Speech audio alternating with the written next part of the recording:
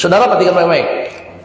Tuhan bilang begini pada manusia, baik, kamu sedang berada dalam kesadaran di mana engkau tinggal di Eden.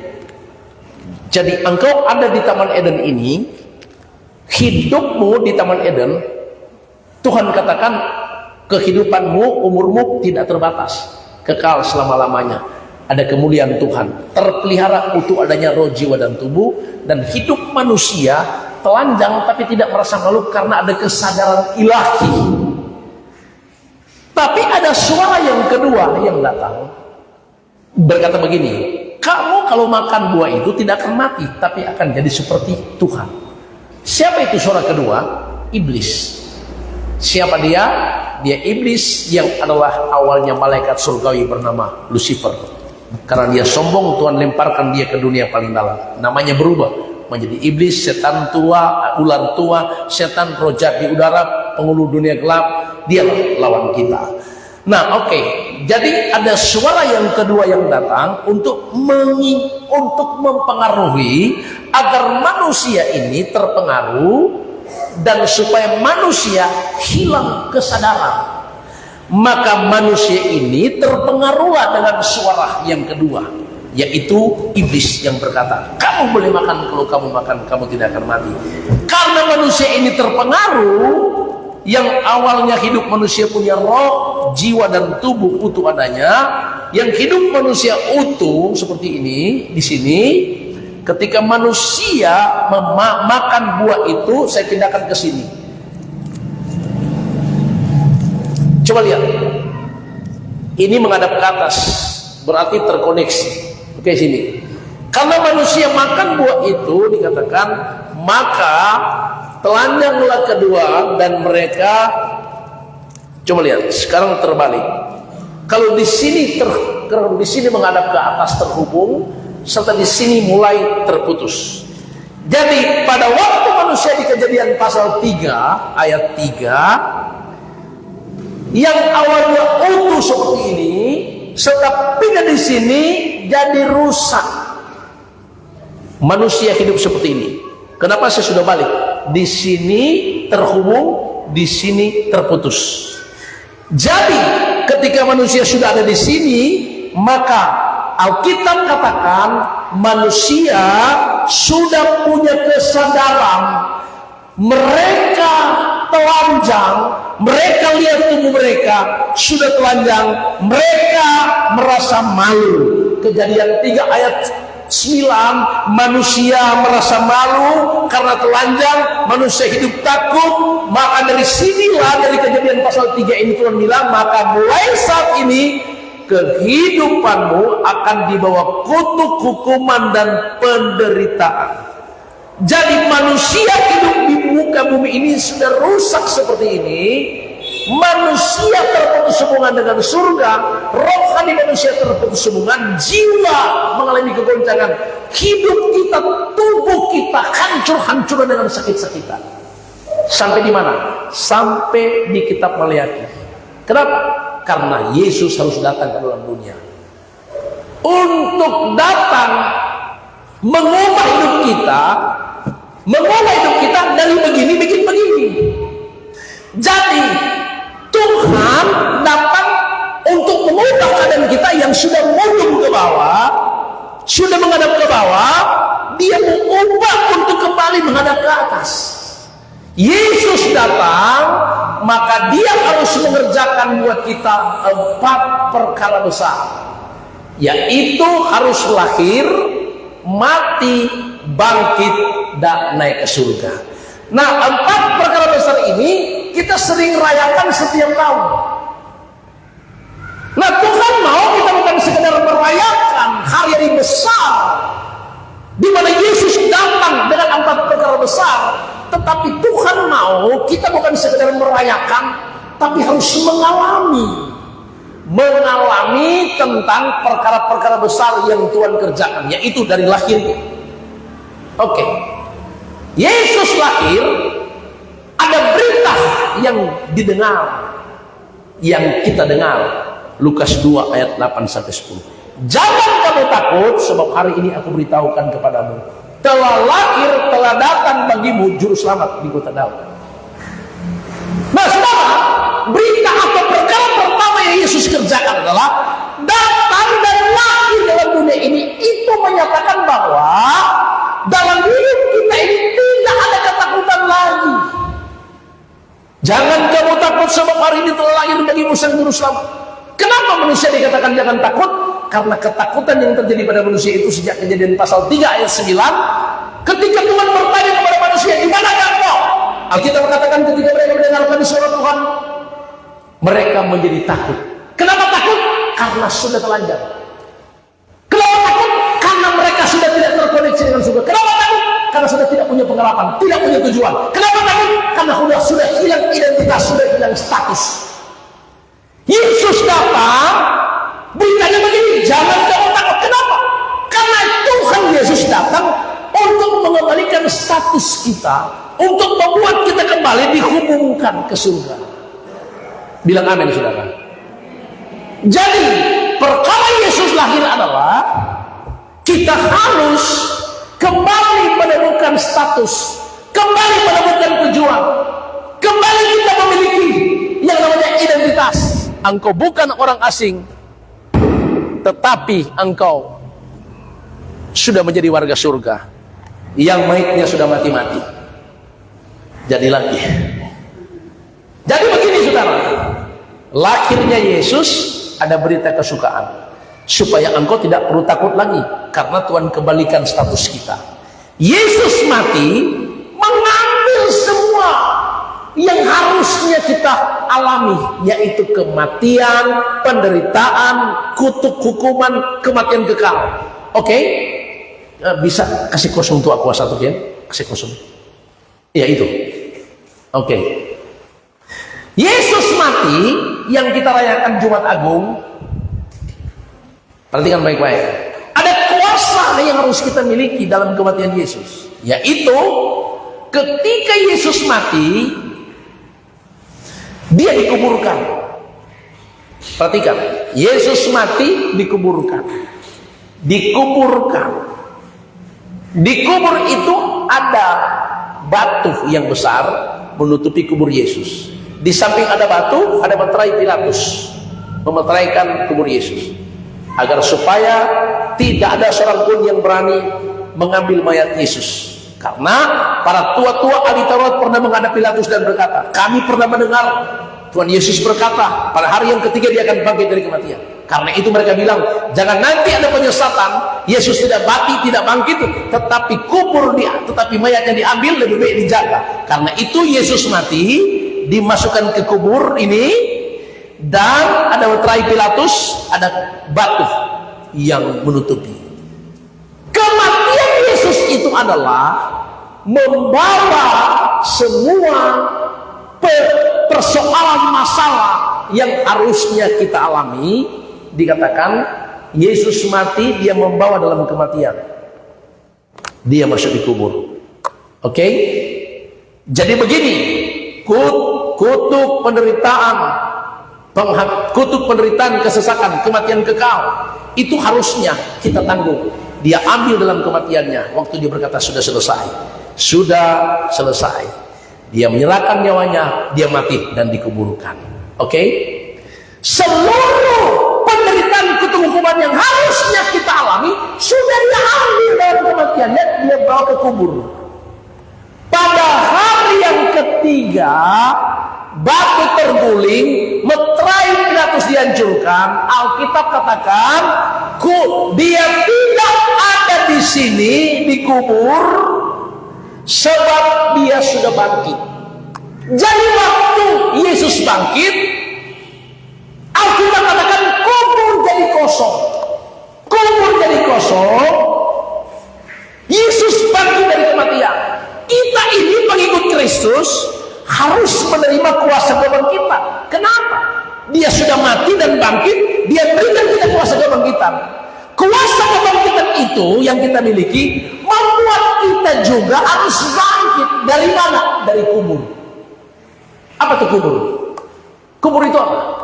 Kubur itu kematian, penderitaan, kesesakan, kemiskinan, sakit penyakit, tekanan, itu bicara kubur.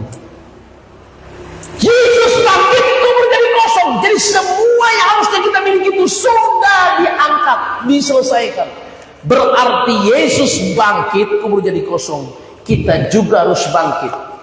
Kalau kita mau bangkit, jangan lagi engkau ada di kubur itu. Kubur sudah kosong. Sekarang persoalannya adalah Yesus telah bangkit, kubur telah kosong. Tetapi banyak orang Kristen dorong ganti itu kubur, dorong masuk di dalam, kok dimeterai oleh meterai Pilatus. Saya kasih contoh. Kalau ibu-ibu di rumah baku dapat dengan suami pamamo tukang pukul, berarti istri-istri sedang berada di bawah pemerintahan Pontius Pilatus. Kalau suami-suami ada di rumah baku dapat dengan istri bulu bebek tiap hari, berarti suami sedang berada di bawah pemerintahan Pontius Pilatus. Kubur sudah kosong, bangkit. Jadi jangan lagi Anda ada di kubur. Yang masih ada pada penderitaan, kesesakan, sakit penyakit, masih menggerutu, masih setiap hari mengeluh atas hidup ini, dengan itu kubur. Bilang kiri kanan, jangan lagi dikubur. Bilang jangan lagi ada di kubur. Amin, saudara? Sudah selesai. Oke, sekarang dia sudah naik ke surga. Apa? Dia sudah bangkit dan naik ke surga. Kisah Rasul pasal 1 ayat 8 yang kita rayakan hari ini. Dia sudah naik ke surga. Yesus naik ke surga. Nah, untuk mempersiapkan tempat buat kita di surga. Saudara dengar, dikatakan di Yohanes 14, jangan kamu bersusah hati, di rumah Bapakku banyak tempat tinggal. Aku akan pergi ke sana untuk menjadikan tempatmu di sana, supaya pada waktu akan datang kali kedua, aku akan membawa engkau naik ke surga. Hari ini kita merayakan Yesus naik ke surga. Berarti sekaligus hari ini kita harus mempersiapkan diri kita supaya nanti ketika Tuhan Yesus datang kali yang kedua, maka kita sudah siap, sudah mempersiapkan hidup kita seperti perempuan-perempuan bijaksana yang mempersiapkan pelita tetap menyala.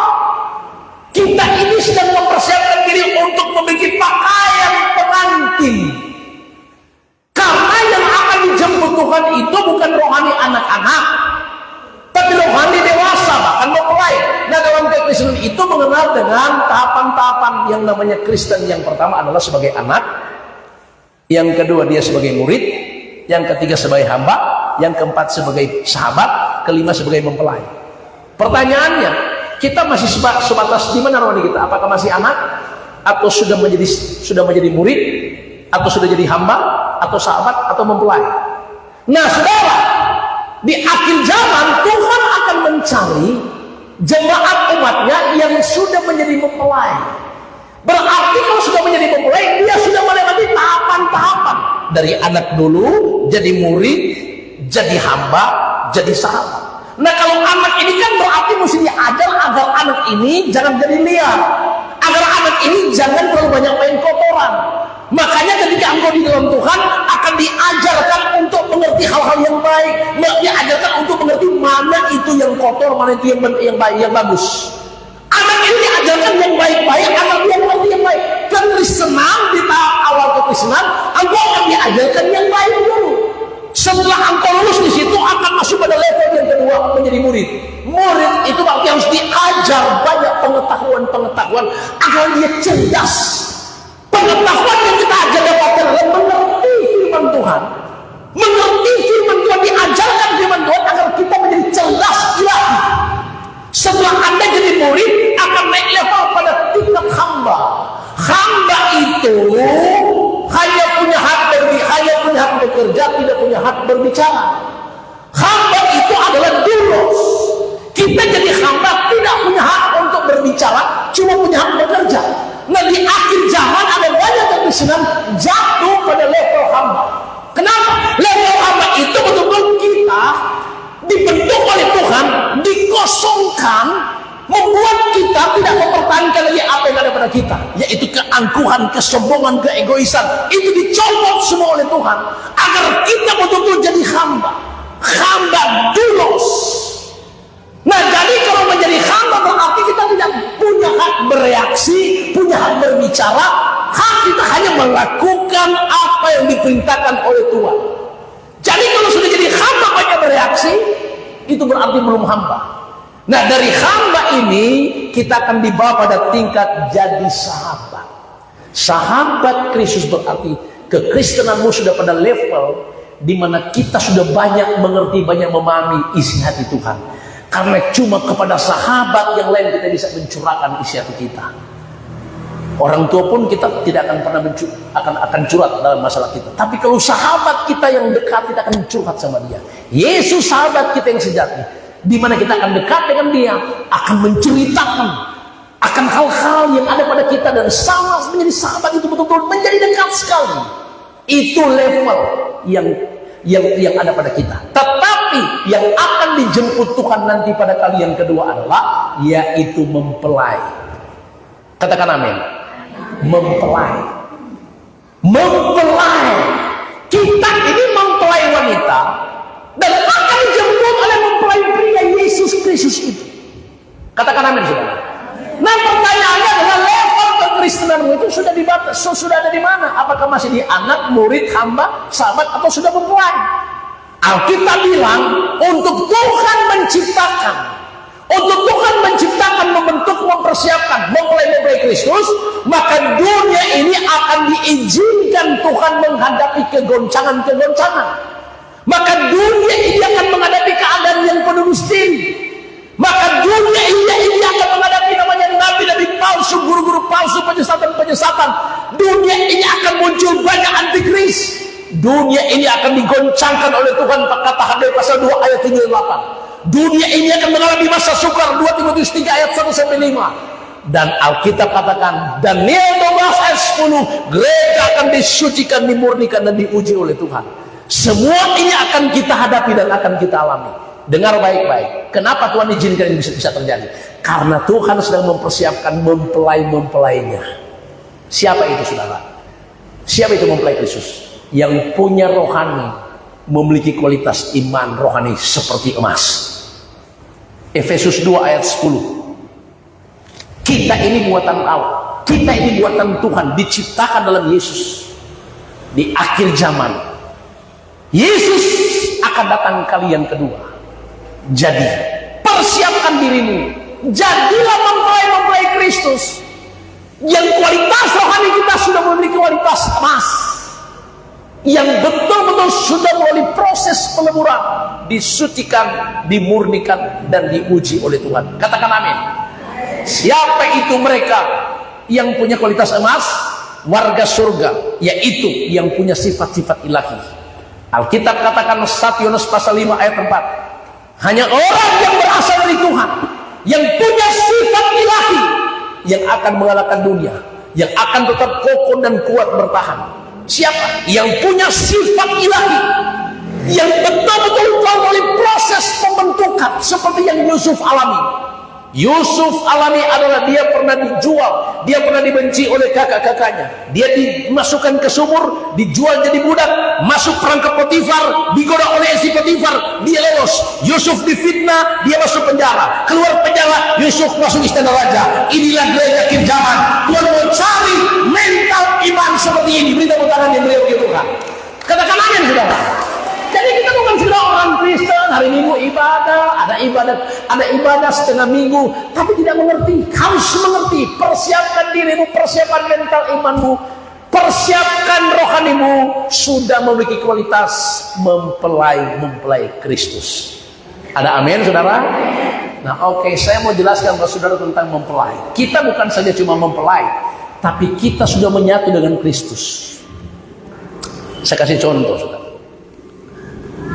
Sebelum terjadi perkawinan suami istri, maka pasti ada hubungan dulu yang namanya pertemanan, baru setelah itu ada hubungan namanya pacaran. Setelah pacaran ada yang disebut dengan pernikahan. Oke? Level kekristenan kita itu dimulai dengan pertemanan. Pertemanan itu tingkat di mana kita menjadi orang Kristen yang terus akan lebih memahami, lebih mengerti pribadi Yesus dan akan berpacaran dengan Dia. Alkitab bilang apa? Aku cemburu kepadamu dengan cemburu ilahi karena aku telah mempertunangkan engkau dengan satu laki-laki bernama Yesus. Artinya apa? Kita sudah dipertunangkan dan kita bukan cuma dipertunangkan, kita itu sudah akan masuk menjadi mempelai Yesus, akan kawin. Oke? Di dalam perkawinan itu pasti, ya, setelah engkau masuk perkawinan dari berpacaran, masuk dalam perkawinan, disatukan dalam pernikahan menjadi suami istri. Engkau bukan lagi dua tetapi menjadi satu. Ketika sudah menjadi satu suami istri, pasti ada hubungan intim. Suami istri yang kawin pasti melakukan hubungan intim. Kita ini mempelai wanita, Yesus mempelai pria, harus ada hubungan intim. Ada amin, saudara? Jadi kalau engkau mempelai Yesus, bahkan kalau engkau sudah menyatu dengan Yesus, terus tidak ada hubungan intim, makanya tidak ada buah. Hubungan intim akan menghasilkan benih. Setelah benih itu tumbuh, setelah benih menghasilkan benih, di mana benihnya? Periksa kemana itu alat? So strip 2. Strip 2 itu apa? Mengerti tidak kira-kira? Strip 2 so apa? So hamil. Berarti so hamil. Itu benih sudah bertumbuh, sudah hamil. Kekristenan, engkau harus punya hubungan intim seperti ini supaya ada buah yang muncul. Makanya dikatakan ada buah pertobatan, ada buah roh, buah pelayanan. Hubungan intim dengan Yesus akan menciptakan buah, benih. Saudara tahu, dan akhir zaman kita sudah berada pada level sudah mengandung. Bilang mengandung. Sudah mengandung akibat hubungan intim kita dengan Bapa di surga, akibat dekatmu dengan Tuhan dalam pujian penyembahan. Karena engkau senantiasa dekat dengan Tuhan, di hatimu engkau tetap mau jaga. Itu namanya hubunganmu dengan Bapa di surga, itu sudah sangat intim. Dan sudah ada benih, buah-buah, kehamilan, buah roh, sukacita, damai sejahtera. Sudah muncul buah-buah. Berarti itu sudah muncul di mana? Sudah mengembang, sudah kelihatan, sudah bisa terbaca. Ini orang Kristen yang benar. Hubungannya dengan Tuhan itu sungguh betul-betul sangat intim. Dapat dia di mana? Dapat dia di buah. Berarti dia sudah mulai hamil. Hamil itu sudah mulai ada benih yang tumbuh. Buah pertobatan mulai muncul, buah roh mulai muncul, mulai kelihatan. Nah, di akhir zaman kita sedang berada pada level sementara sakit bersalin. Minta tolong baca ayatnya. Galatia 6 ayat 7, 8, 9, 10. Jangan sesat, Tuhan tidak mungkin dipermainkan. Apa yang ditabur orang itu akan dituai. Jangan jemu-jemu berbuat baik, tetap setia membangun hubungan intim dengan Bapa di surga. Kenapa? Karena jika engkau tidak gugurkan, jika engkau tidak gugurkan kehamilanmu, benih ilahi, engkau akan melahirkan tepat pada waktunya, indah pada waktunya. Jangan jemu-jemu berbuat baik, tetap setia. Karena pada saat engkau sakit bersalin, itu tanda melahirkan. Kami ini pelayanan sudah bertahun-tahun bersama Kak Yopi, saudara. Orang ini sudah berkali-kali melahirkan, sudah berkali-kali sakit bersalin. Anda mengerti, saudara? Sudah banyak mengalami proses demi proses, sudah banyak hamil ilahi dan melahirkan. Melahirkan apa? Saya kasih contoh. Saya dulu mantan preman, saudara. Mantan kepala dinas perpajakan 2 tahun, dinas perpajakan 2 tahun, mantan kepala dinas pertambangan 2 tahun. Dinas pertambangan itu maksudnya mantan kepala geng di tambang. Dinas perpajakan mantan pajak sana pajak sini. Sebelum bertobat, saya bertobat tahun 97, ikut Tuhan, baru bangun hubungan intim dengan Tuhan. Bahkan hubungan intim saya mulai dibawa oleh Tuhan untuk terus bertumbuh, mulai hamil rohani sampai bertobat sungguh-sungguh dan tidak berpikir untuk jadi alatnya Tuhan. Itu namanya melahirkan. Berarti yang kita tahu baru kita tuai. Nah, salah. Kita sekarang ini ada pada proses sedang mengandung. Pertanyaannya, Anda sedang mengandung apa hari ini? Jadi proses melahirkan itu berarti akan ada pada level sakit bersalin. Sakit bersalin itu artinya gereja disucikan, dimurnikan dan diuji. Makanya kalau hari-hari ini engkau mengalami tekanan, engkau mengalami proses, dihujat, dibully seperti kesaksian Kayopi tadi, Anda berarti sedang mengalami sakit bersalin. Alkitab katakan kekristenan di akhir zaman, engkau akan menghadapi yang namanya pada akhir perjalananmu akan menghadapi namanya Sungai Yordan. Sungai Yordan. Di dua Raja-Raja pasal 2, Elia naik ke surga. Sebelum dia naik ke surga, dia harus mendapati namanya Sungai Yordan. Sungai Yordan itu proses hidup terakhir di mana gereja akan disucikan, dimurnikan. Jadi Tuhan sedang mempersiapkan namanya mempelainya yang hari-hari ini sedang mengalami sakit bersalin, sedang dilucuti. Semua hal-hal yang bukan dari Tuhan itu akan dilucuti, akan dibakar, akan digosok semua, sehingga yang tertinggal itu hanya emas yang murni. Itulah kekristenan akhir zaman. Beri tepuk tangan yang mulia bagi Tuhan. Katakanlah kita.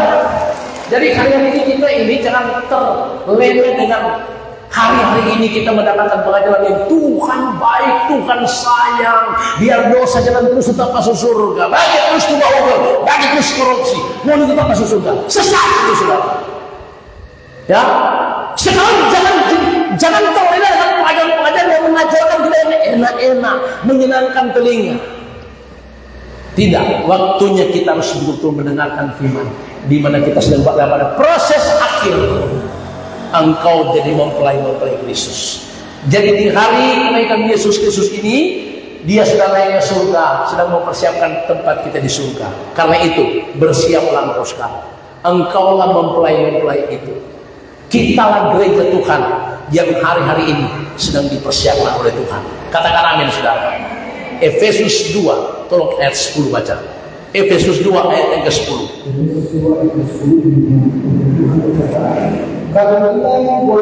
Kita ini buatan dari Tuhan, diciptakan di dalam Yesus Kristus yang dipersiapkan Tuhan sebelumnya. Ia mau supaya kita hidup di dalamnya. Coba bilang kiri kanan, engkau buatan surga. Ulang lagi, engkau buatan surga. Berarti, bilang berarti asli. Ulang, asli berarti keras-keras ya, bilang sama-sama. Asli berarti tidak mudah rusak, tidak mudah kecewa, tidak mudah maraju, tidak mudah marah. Betul Jo itu? Betul? Tidak mudah marah, tidak mudah maraju, betul? Jadi itu tuh asli, bilang itu tuh asli. Ulang lagi, asli adalah tidak mudah rusak, tidak mudah kecewa, tidak mudah marah. Amin. Tidak mudah tersinggung. Nyenak dapat doi, nyenak maraju. Nyenak dapat makan tetap sukacita. Itu baru asli. Kalau Anda pulang tidak dapat sesuatu dan kemarin ini tidak dapat apa-apa, itu berarti sokawe. KW1, KW2, sokawe-KW. Lia juga kalau supaya maraju, muka susama di pupaya tono berarti sokawe. Soalnya asli. Tapi bilang, tapi kamu asli. Bilang kamu asli. Ulangi lagi, bilang asli berarti tidak berkarat. Bilang tidak berkarat. Anda tahu berkarat? Tahu? Menyimpan dendam itu karat. Kalau kita simpan dendam bertahun-tahun, karat 24. Kalau baru berbulan-bulan, karat 23. Maka kalau baru minggu-minggu, karat 22. Tapi tetap karat. Asli itu tidak berkarat. Karena itu kenapa akhir zaman Tuhan akan datang menjemput mempelai. Nah, untuk dijemput mempelai, dia pasti mau kikis tuh karat-karat. Kikis tuh karat-karat. Ya. Supaya kita tidak berkarat. Saudara, akhir zaman, jangan pernah Tuhan dapati kita ada karat-karat yang masih melekat. Ulangi, bilang sama-sama, asli berarti tahan lama, tahan bantingan, tahan cobaan, tetap kokoh. Amin. Biar tuh anak-anak so bilang mama yang tahu diri, mama so kuno, anak bilang tetap asli. Cuma gigi yang so nyana asli. Tapi nyana apa-apa. Gigi boleh palsu, tapi hati jangan palsu. Amin, saudara. Jaga hati kita, jangan sampai kehilangan keaslian. Hatimu harus betul-betul asli. Jadi berarti kekristenan mempelai Kristus itu adalah yang disebut buatan surga. Yang namanya buatan surga berarti asli. Asli berarti tidak mudah rusak. Asli berarti tidak mudah berkarat. Asli berarti tahan lama, kuat dan kokoh. Termasuk hari ini yang duduk di sini semua asli. Aslinya di mana? Kita mau khotbah sampai jam 10 malam. Berarti asli tetap akan bertahan di sini. Kalau berani goyang-goyang kaki begini, orang so lama ini pendeta, berarti soalnya asli. Masih asli sini? Nanti berkuliah sampai jam 10 malam. Siap? Wah. Oke, beri tepuk tangan yang meriah bagi Tuhan, saudara. Amin, saudara. Demikianlah pendahuluan khotbah saya. Artinya saya masih pendahuluan, belum masuk firman Tuhan lebih dalam. Firman Tuhan kan DP homiletik begini, ada pendahuluan, ada tema, ada isi khotbah, ada kesimpulan. Kita masih pendahuluan. Nah, biasanya kita kalau pendahuluan seperti ini lama, baru kita akan sampaikan 4 hal. 4 hal ini biasanya 1 hal 1 jam, 4 hal 4 jam. Jadi sampai jam 10 malam turun di sini. Masih asli? Betul ini. Oke, itu tangan dulu ya. Haleluya. Jadi di perayaan kenaikan Yesus Tuhan ini, saudara, banyak hal yang sudah kita dapatkan. Persiapkan dirimu jadi mempelai Kristus. Siapa itu mempelai Kristus? Mereka yang punya kualitas iman rohani seperti emas. Yang berkualitas emasnya itu mereka buatan surga. Buatan surga itu asli. Asli berarti tidak mudah rusak. Tidak mudah rusak, tidak mudah berkarat dan tahan lama. Kita harus punya spirit seperti itu. Dan yang kedua, kekristenan, engkau adalah umat pilihan Tuhan yang disebut mempelai Kristus. Mari dalam hidupmu pertahankan 4 panggilan hidupmu. 4 panggilan itu harus ada pada kita. Karena akhir pertandinganmu, engkau harus tetap mengakhiri pertandingan hidupmu dengan memiliki 4 panggilan. 4 panggilan begini. Engkau dipanggil dari sana, pindah ke sana. Waktu pindah ke sana dan balik-balik ke sana. Jadi kita dari sini kasih pindah ke sana. Nah, waktu pindah di sana ada 4 hal engkau miliki di sana.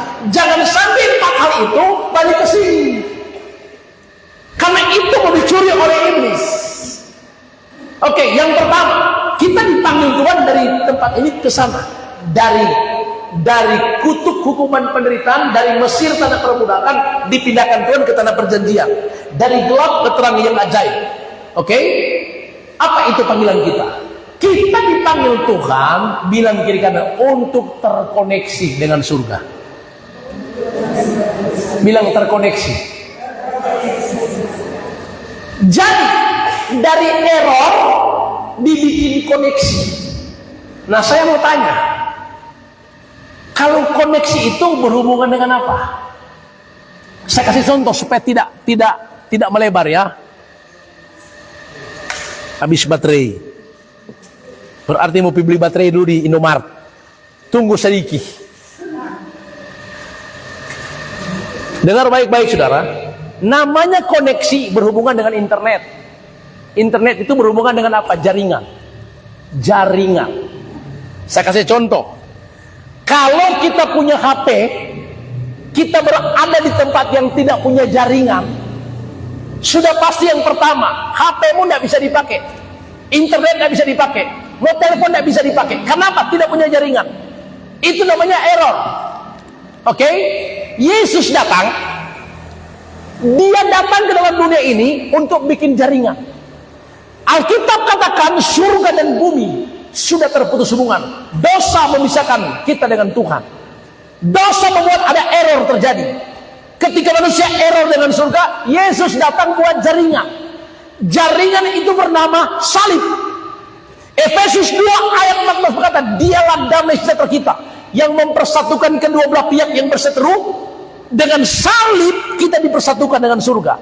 Jadi salib Kristus itu menghubungkan kita di bumi yang berdosa dengan Bapa di surga. Waktu Yesus tersalib, darahnya tertumpah. Waktu darah tertumpah, Alkitab katakan dosamu diampuni. Efesus 1 ayat 7 berkata dosamu diampuni. Roma 5 ayat 9 berkata engkau dibenarkan. Jadi orang yang hidup di dalam Yesus punya kuasa salib. Kuasa salib itu adalah mengkoneksikan kita dengan Bapa di surga lewat cara ada pertobatan. Pertobatan membuat dosamu diampuni, engkau kembali terkoneksi. Waktu terkoneksi berarti engkau bukan lagi error, tapi sudah terkoneksi dengan surga. Itu namanya koneksi, itu bernama damai di hati. Bilang damai di hati. Nah, sekarang saya mau tanya di sini, siapa yang dari tadi jam 6 pagi, sampai hari ini itu hati tetap damai? Coba angkat tangan. Jujur ya, tetap damai. Nyanak marah, nyanak tersinggung, nyanak kejut hati, tetap damai. Damai. Nah di oto-oto pelang, nah bilang pelang lah di oto, damai, damai. Susah saudara. Jangankan mempertahankan 1 hari, 1 jam aja susah mempertahankan damai di hati. Bapak dengan ibu coba ganti mau masuk gereja, so mandi coba ganti, tuh suami so pakai baju pakai dasi, kok ibis-ibisnya begini, coba lihat tuh celana, ngana pe celana ngana pe itu ada setrika so tak salah, so 2 peda. Suami bilang begini, mama sini dulu, siapa? Coba mama lihat tuh papa pe celana, so setrika 2 peda. Kau dia istri bilang begini, nyana apa-apa kuat, yang penting ada damai di hati. Dia bilang, apa? Damai di hati? Kita ini pejabat di gereja dengan cara sebegini, mau bikin malu apa kita ngana ini? So hilang tuh damai. Istri bilang, papa boleh juga. Nah kita so hilang damai, karena kita masuk gereja. Saudara dengar, dari damai jadi error. So nyenak masuk gereja, so kacau. Nah Alkitab bilang begini, jangan menyimpan amarahmu sampai materi terbenam. Kebetulan ini suami istri masih kayak yang muda. Nah karena sudah baku marah, siapa di sini rumah tangga baru baku marah, baku polo kamu kecium, baku marah. Nah ada cuma orang gila itu saudara. Cuma orang gila baku marah kok, love you. Orang gila itu saudara. Biasanya kalau sudah baku marah, suami dengan istri tidur baku balik belakang. Cuma kaki itu sana, sana. Karena sudah baku marah toh. Hari pertamanya baku balik, matahari sudah terbenam, suami tidur di sofa. Karena kenapa? Istri bagongong terus di kamar. Karena sama marah. Hari keduanya nak bagumai materi terbenam, suami tidur pada orang tua. Karena dia nak tahan di rumah marah. 1 minggu materi terbenam, suami tidur dengan orang lain. Coba Google. Karena apa? Setan bisa begini. Nggak ada istri sama dengan anjing gila di rumah. Kok nggak aku dapat dengan kuntilanak? Yang kata-katanya kelihatan. Kenapa om? Ada masalah apa om? Nentau kuntilanak saudara tahu. Singa ompong yang mengaung-ngaung. Jadilah. Maka mulai terjadi di situ persinahan, perselingkuhan. Kenapa? So hilang damai, error. Berarti so error. Nah kita dipanggil Tuhan bukan error, tetapi terkoneksi. Jadi yang harus kita jaga setiap hari adalah koneksi hidupmu dengan surga. Koneksi itu bernama damai di hati. Bilang sama-sama damai di hati. tenang di hati, tenang di pikiran. Itu harus kau jaga setiap hari. Amin. Jangan anak-anak telepon marah-marah, mama di mana? Pela mau pulang, kenapa cucu? Itu serangan setan membuat Anda bisa error. Kalau Anda dengar seperti itu, Anda katakan sabar, anakku sayang, cucuku sabar. Berarti engkau tetap punya damai di hati. Tapi kalau Anda bereaksi, error lagi saudara. Jadi kita dipanggil Tuhan untuk koneksi dengan surga. Karena itu seperti HP, jangan ada di luar jaringan. Bilang begini, jangan ada di luar jaringan. Kita ini sini ada di dalam jaringan. Kalau di luar jaringan itu berarti kita sudah mulai berkumpul dengan orang-orang yang mulut-mulutnya seperti bebek. Anda sudah mulai keluar jaringan. Kalau keluar jaringan, semulai putus-putus. Anda tahu putus-putus? Telepon itu, kalau sudah di luar jaringan, kalau masih angka 1, angka 3, telepon kita biasanya, nadanya kalau orang telepon sangat jelas. Shalom, shalom. Dari mana? Dari sini. Jelas suaranya, karena DP jaringan kuat. Maka kalau DP jaringan tinggal satu hilang. Nah, suaramu akan kedengaran belepotan. Orang telepon Anda akan jawab seperti orang yang mendengar bilang begini, "Kenapa pakai begitu?"